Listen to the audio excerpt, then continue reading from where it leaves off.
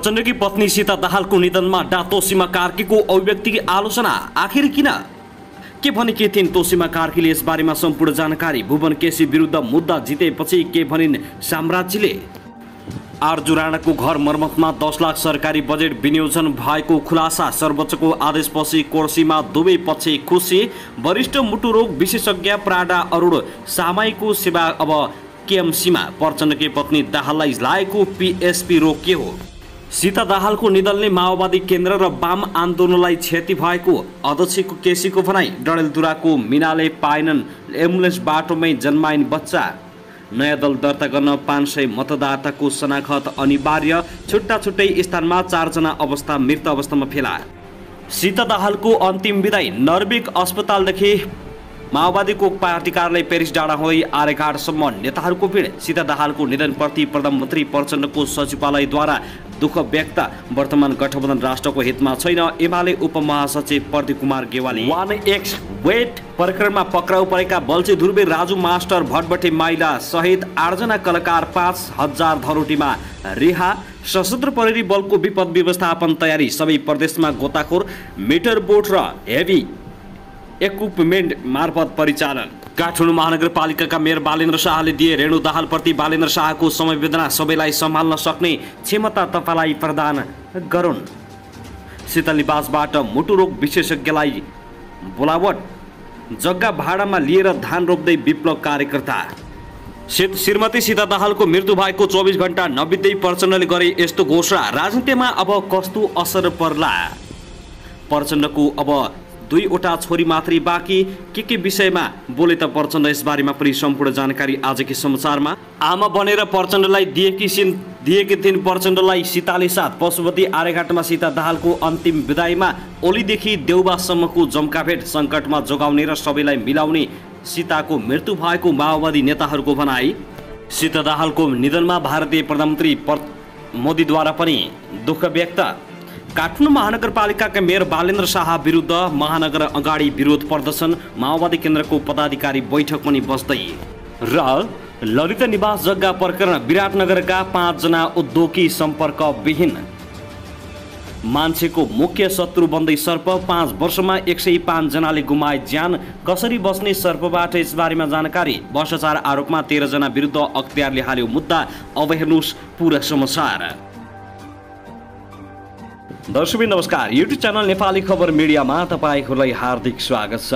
यदि हाम्रो च्यानललाई अहिलेसम्म सब्स्क्राइब गर्नुभएको छैन भने सब्स्क्राइब गरी नजिक रहेको बेल आइकनलाई दबाई हामीसँग जोडिनुहोला। दर्शक सदा चाहिँ आज पनि हामी तपाईहरुमाझ देशभरका विभिन्न समाचारका साथ उपस्थित भइसकेका छौं। यो भिडियोलाई अन्तिमसम्म हेर्नुहोला। साथै कहाँदेखि हेर्दै हुनुहुन्छ, के भन्न चाहनुहुन्छ, तपाईको मनमा लागेका प्रतिक्रिया कमेन्ट बक्समा छोड्न नभुल्नुहोला। दर्शक के तपाईँ हाम्रो च्यानलमा नियमित श्रोता हुनुहुन्छ? यदि नियमित हुनुहुन्छ भने तल कमेन्ट बक्समा नियमित अथवा रेगुलर लेख्नुहोस्। नयाँ हुनुहुन्छ भने सब्स्क्राइब गर्न नभुल्नुहोस्, ताकि नयाँ अपडेटका साथ हामी तपाईहरुमाझ हरपल उपस्थित भइराख्नेछौँ। हाम्रा समाचारहरू तपाईहरूलाई के कस्तो लागिरहेका छन्, जस्तो लाग्छन् त्यस्तै प्रतिक्रिया छोड्न नभुल्नुहोला।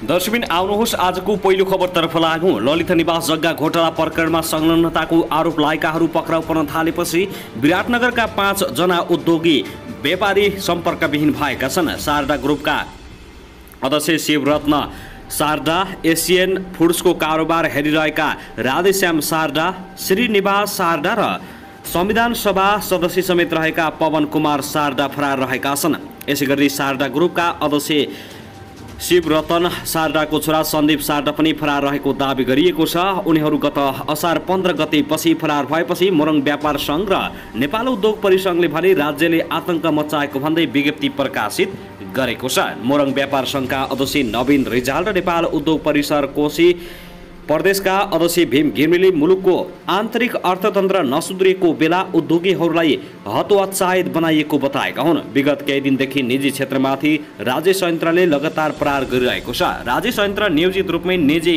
क्षेत्रलाई हतोत्साहित बनाउन थालेको महसुस मात्र नभई स्पष्ट देखिएको छ। यसले हाम्रो मुलुकलाई असफल मुलुक बनाउने खतराको सङ्केत मान्न सकिन्छ, सङ्घ र परिसङ्घले प्रकाशित गरेको विज्ञप्तिमा भनिएको छ। राज्यका विभिन्न संयन्त्रहरू उद्योगी व्यवसायलाई पक्राउ गर्ने थुन्ने सुनाइको मौका नै नदिई थुनामा राख्नेतर्फ अग्रसर भएको अवस्था विद्यमान भएकाले उद्योगी व्यवसायी राज्य संयन्त्रप्रति सशङ्कित बनेका छन्।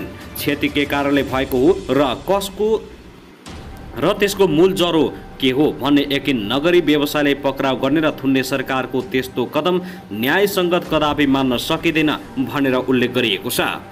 दर्शकबिन त्यसैगरी आउनुहोस् अब अर्को खबरतर्फ लागौँ। राजनीतिक दलले दल दर्ता गर्दा 500 जना मतदातालाई शनाखतका लागि निर्वाचन कार्यालयमा अनिवार्य उपस्थित गराउनु पर्ने व्यवस्था गरिएको छ।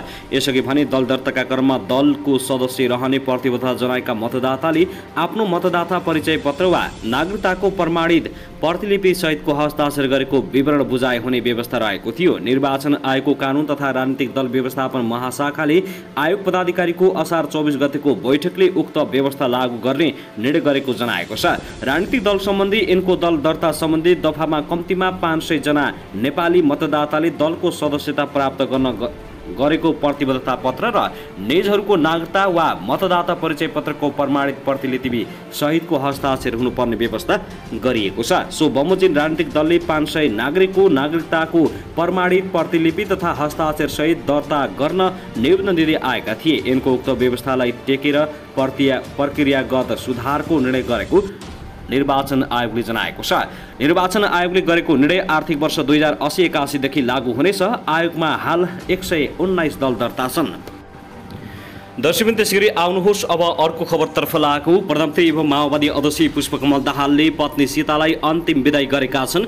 दुई छोरी रेणु र गङ्गालाई पछि लगाएर पशुपति आर्यघाटमा सीताको पार्थिव शरीरमा दागबत्ती दिँदा उनका हात काँपिरहेका थिए। प्रधानमन्त्रीकी पत्नी सीताको बुधबार बिहान 69 वर्षको उमेरमा थापाथली स्थित नर्भिक अस्पतालमा निधन भएको हो।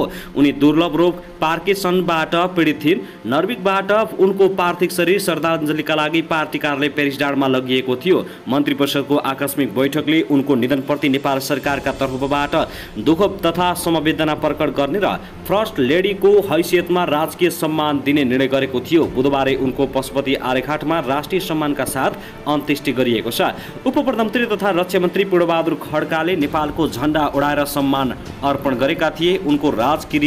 उनको काजक्रिया कसरी गर्ने भन्ने आज बिहिबार टुङ्गो लाग्ने दाहालका प्रमुख स्वकीय सचिव सन्तु दराईले जानकारी दिए। उनका अनुसार समवेदना र श्रद्धाञ्जली व्यक्त गर्न शुभेच्छुकहरूका लागि असार 29 गतेसम्म बिहान 8 बजेदेखि 10 र अपराह्न 4 देखि 6 बजेसम्म बेलुका बालुवाटार स्थित प्रधानमन्त्रीको सचिवालयमा समय व्यवस्थापन गरिएको छ।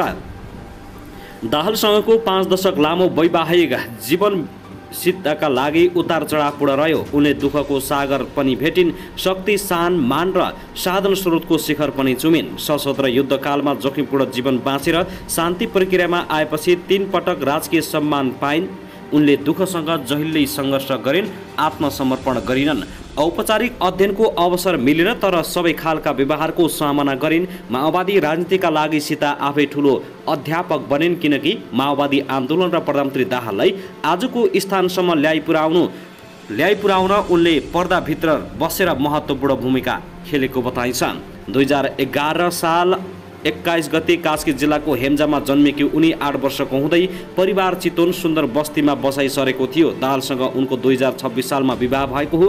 विवाह हुँदा उनी 15 वर्षकी थिइन्। त्यसपछि सीताको जीवनमा आरोह अवरोहका असीमित घुम्ती आए। परिवारका होस् या राजनीतिक हरेक अग्नि परीक्षामा खरो तरिकाले उत्रिन सफल भइन्। सशस्त्र युद्धमा कठोर दिनमा परिवार सकुशल रह्यो तर 2070 चैत्र 13 मा जेठी छोरी ज्ञानुको क्यान्सरका कारण निधन भयो। छोरी ज्ञानुको निधनपछि पहिलोपटक गहिरो चोट लाग्यो। 4 वर्षपछि पुनः अर्को वज्रपात आइलाग्यो। 2074 मङ्सिर 3 मा दाहाल दम्पतिको छोरा प्रकाशलाई पनि गुमायो।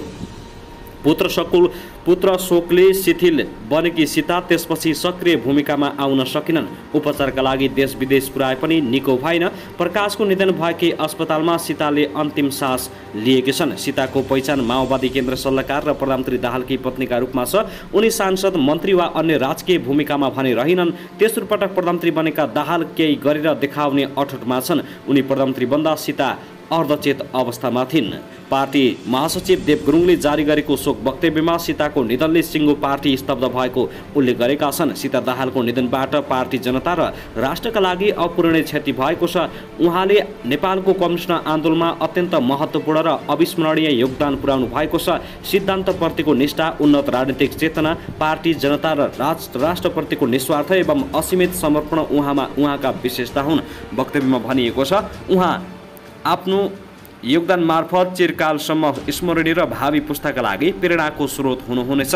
माओवादीका अनुसार सीता 2028 सालदेखि कुनै न कुनै रूपमा कम्युनिस्ट आन्दोलनमा आबद्ध भइन्। जिल्ला, क्षेत्र र केन्द्रका विभिन्न जिम्मेवारीमा बसिन्। पञ्चायतकालमा भूमिगत जीवन बिताइन्। सशस्त्र युद्ध सुरु भएसके उनी भूमिगत राजनीतिमा सक्रिय भइन्। पार्टीको मुख्य नेतृत्वमा पति पुष्पकमल दाहालले उनी सधैँ सल्लाहकारको भूमिकामा रहिन्। 2065 मा दाहाल पहिलोपटक प्रधानमन्त्री भएका बेला तत्कालीन प्रधान सेनापति रुक्माङ्गद कटवाललाई कारवाही गरेपछि प्रधानमन्त्री पदबाट राजीनामा दिनु पर्यो। राजीनामा दिएपछि दाहाल निकै तनावमा थिए। त्यसबेला सीताले उनलाई बल दिएकी थिइन्। जीवनका सुरुवाती दिन र युद्धकालमा अनेकौं अभावको सामना गरे पनि माओवादी शान्ति प्रक्रियामा आएपछि उनले भौतिक असुविधाको सामना गर्नु परेन। तर पारिवारिक पीडाले एकपछि अर्को च्याम्दै लग्यो। छोरालाई बुबाको राजनीतिक विरासत थमाउने उनको चाहना पूरा भएन। 2070 मा जेठी छोरी ज्ञानीको क्यान्सर र 2074 मा छोरा प्रकाश हृदयघातका कारण निधन भइसकेको थियो। सम्बन्ध विच्छेद नगर्दै अर्को विवाह गर्दा प्रकाश केही वर्ष बाहिर बस्नु पर्यो। शान्ति प्रक्रियापछि पारिवारिक झमेलाले पनि सीतालाई छाडेर सीता गम्भीर बिरामी रहेकै अवस्थामा परिवारले गत बिहीबार उनको 69औं जन्म दिवस मनाएको थियो भने वैशाख 27 मा दाहालले वैवाहिक वर्षगाँठ मनाएका थिए। युद्धकालदेखि शान्ति प्रक्रियासम्म माओवादीभित्र जहिल्यै वाद विवाद भइरहन्थ्यो। नेताहरू झै झगडा गरिरहन्थे। विवाद समाधानमा सकेसम्म सीता समन्वयकारी भूमिका खेल्ने गर्थिन्। बाबुराम भट्टराई र प्रचण्डको विवाद पनि सीता दाहालले मिलाएको बताइन्छ। दर्शकवृन्द, यसरी आउनुहोस् अब अर्को दुःखद खबरतर्फ लागौँ। मनाङ एयरको हेलिकप्टर दुर्घटनामा ज्यान गुमाएका 6 जनाकै शव काठमाडौँ लगिएको छ। पहिलो हेलिकप्टरमा 4 जनाको शव लगिएको थियो। दोस्रो हेलिकप्टरमा 2 शव सहित 6 जनाकै शव काठमाडौँ लगिएको हो। त्रिभुवन विमानस्थल कार्यालयका महाप्रबन्धक प्रताप बाबु तिवारीका अनुसार शव लिएर गएका दुवै हेलिकप्टर त्रिभुवन विश्वविद्यालय शिक्षण अस्पताल महाराजगञ्जको हेलिप्याडमा अवतरण गरेका थिए। खोजी तथा उद्धारका लागि नेपाली सेना प्रहरी र काठमाडौँबाट अल्टिट्युड एयरको हेलिकप्टर परिचालन गरिएको थियो। सलुखुम्पु हेलिकप्टर दुर्घटनामा परि त्यसमा सवार 6 जनाकै मृत्यु भएको हो। हेलिकप्टरमा रहेका 6 जना मध्ये 5 जनाको शव र 1 जनाको शरीरका टुक्रा भेटिएको सलुखुम्बुका प्रमुख जिल्ला अधिकारी वसन्त भट्टराईले जानकारी दिएका छन्। सलुखुम्बुबाट काठमाडौँका लागि उडेको मनाङ एयरको हेलिकप्टर सलुखुम्बुको लेखु पिके गाउँपालिकाको लामुजुरा क्षेत्रमा दुर्घटनामा परेको हो। हेलिकप्टरमा 1 जना पाइलट र 5 जना यात्रु रहेका थिए। पाइलट नेपाली नागरिक हुनु भने यात्रु सबै मेक्सिकोका नागरिक रहेको त्रिभुवन अन्तर्राष्ट्रिय विमानस्थलका प्रवक्ता देखनाथ सिटोलाले जानकारी दिए। यात्रुमध्ये 3 जना महिला र 2 जना पुरुष थिए। दुर्घटनामा ज्यान गुमाउनेमा पाइलट चेतबहादुर गुरुङ सहित मेक्सिकोका 5 यात्रीहरूको नाम खुलेको छैन। तर उनीहरू विदेशी नागरिक र नेपालमा पर्यटनको हिसाबले आएको बताइएको छ। 5 जनाको मृत्यु भएको छ भने 1 जनाको शवका टुक्रा टुक्रा भेटिएका छन्। पाइलटको पनि मृत्यु भएको छ। दर्शक महानुभाव, त्यसगरी आउनुहोस् फेरि अर्को दुःखद खबरतर्फ लागौँ। सर्पले डसेर 1 महिलाको मृत्यु भएको छ। तुलसीपुर उपमहानगरपालिका 11 कटाहा निवासी 40 वर्षीय ललिता डाङ्गीको मृत्यु भएको हो। उनको आइतबार राति उपचारको क्रममा मृत्यु भएको उनको परिवारले जनाएको छ। बेलुका भान्सा कोठामा खाना पकाउने क्रममा खुट्टामा सर्पले टोकेपछि उपचारको लागि राप्ती प्रादेशिक अस्पताल तुलसीपुर लगिएको थियो। त्यहाँबाट थप उपचारको लागि बाँकेको भेरी अस्पताल नेपालगञ्ज लगिएकोमा चिकित्सकले मृत घोषणा गरेका थिए। सर्पले डाङ्गीलाई टोकेपछि उनको घरमा रहेको कुकुरले फरक जनाउ दिएको थियो। उक्त सर्प पसेको प्वाल वरिपरि कुकुर घुमिरहेको थियो। कुन जातको सर्प हो भनी पत्ता लगाउन खोज्दा प्वाल खनिएको थियो। कुकुरले गोमन सर्पलाई तानेर बाहिर ल्याई मारेको थियो। सर्पलाई मारेको कुकुर केही बेरपछि कुकुरको पनि मृत्यु भएको मृतक परिवारले जनाएको छ। दर्शकबिन त्यसैगरी आउनुहोस् अब अर्को खबरतर्फ लागौँ। नेपाली काङ्ग्रेसको केन्द्रीय समितिको बैठक आजदेखि सुरु हुँदैछ। झन्डै 1 वर्षदेखि बस्न नसकेको बैठक आजबाट पार्टी कार्यालयमा सुरु हुन लागेको हो। बैठक सानेपामा दिउँसो 1 बजे बस्नेछ। बैठकमा सभापति शेरबहादुर देउवाको कार्यशैली, मङ्सिरमा भएको प्रतिनिधि सभा तथा प्रदेश सभा निर्वाचनको समीक्षादेखि नक्कली भुटानी शरणार्थी प्रकरणमा पूर्वपक्षका लागि कारागार चलान भएका बालकृष्ण खाँडलाई कारबाही गर्ने बारे छलफल हुने भएको छ। यद्यपि खाँडलाई निलम्बनको प्रस्ताव नल्याउने सहमति भएको जनाइएको छ। बैठकले नीति अधिवेशनको मिति समेत तय गर्ने बताइएको छ। नेपाली काङ्ग्रेसले गत मङ्सिरमा सम्पन्न प्रतिनिधि सभा तथा प्रदेश सभा निर्वाचनको समीक्षा अहिलेसम्म गर्न सकेको छैन। चुनावका बेला गठबन्धन गर्ने या नगर्ने भन्ने तीव्र विवादकै बीच सभापति देउवाको अडनका कारण 5 दलीय गठबन्धन बनेको थियो। तर निर्वाचन परिणामपछि काङ्ग्रेसमा यसबारे छलफल भएको छैन। अहिले काङ्ग्रेस समेत सहभागी सरकारले गरेका काम कारबाहीका बारेमा पनि केन्द्रीय समितिमा छलफल भएको छैन। आज सुरु हुने बैठकमा सबै विषयमा छलफल हुने केन्द्रीय सदस्य प्रदीप पौडेलले जानकारी दिएका छन्।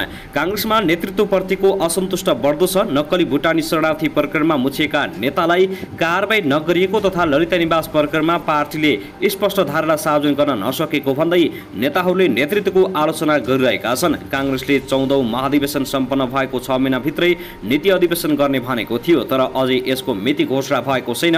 अबको केन्द्रीय समिति बैठकमा महामन्त्री दय गगन थापा र विश्वप्रकाश शर्माले नीति अधिवेशनको मिति नै तोक्ने गरी तयारी गरेका छन्। नीति अधिवेशन नभए महासमिति बैठक बोलाउनु पर्ने दबाब महामन्त्रीहरूले दिइसकेका छन्। आज बैठकमा महामन्त्री गगन थापाले बैठकमा केन्द्रीय समिति कटौती विषयमा छलफल हुने बताएका छन्। काङ्ग्रेसमा केन्द्रीय समिति सदस्य संख्या बढी भएको भन्दै अनौपचारिक छलफल हुँदै आइरहेको छ। यसलाई पार्टीको औपचारिक निकायमै छलफलमा ल्याउने तयारी महामन्त्रीले गरेका हुन्। सदस्य संख्या कटौती बारे बैठकको एजेन्डामा नहुने तर विषय उठाइने थापाको भनाइ छ। दर्शकबिन त्यसैगरी आउनुहोस् अब अर्को खबरतर्फ लागौँ। सरकारले मनाङ एयरको हेलिकप्टर दुर्घटनाबारे छानबिन गर्न समिति गठन गरेको छ। सिंहदरबार स्थित प्रधानमन्त्री तथा मन्त्री परिषदको कार्यालयमा मङ्गलबार बसेको मन्त्री परिषदको बैठकले घटनाप्रति दुःख व्यक्त गर्दै छानबिन समिति गठन गरेको हो। मन्त्री परिषदले संस्कृति पर्यटन तथा नागरिक उडान मन्त्रालयका सहसचिव बुद्धिसागर लामिछानेको नेतृत्वमा छानबिन समिति गठन गरेको सञ्चार तथा सूचना प्रविधि मन्त्री रेखा शर्माले जानकारी दिए। मेक्सिकोका नागरिक बोकेको मनाङ एयरको हेलिकप्टर दुर्घटना भएको छ। मन्त्री परिषदले सबै मृतक प्रति हार्दिक श्रद्धाञ्जली व्यक्त गरेको छ। सरकारको प्रवक्ता समेत रहेकी शर्माले भनिन्, पर्यटन मन्त्रालयका सहसचिव बुद्धिसागर लामिछानेको नेतृत्वमा एउटा छानबिन समिति गठन गरिएको हो।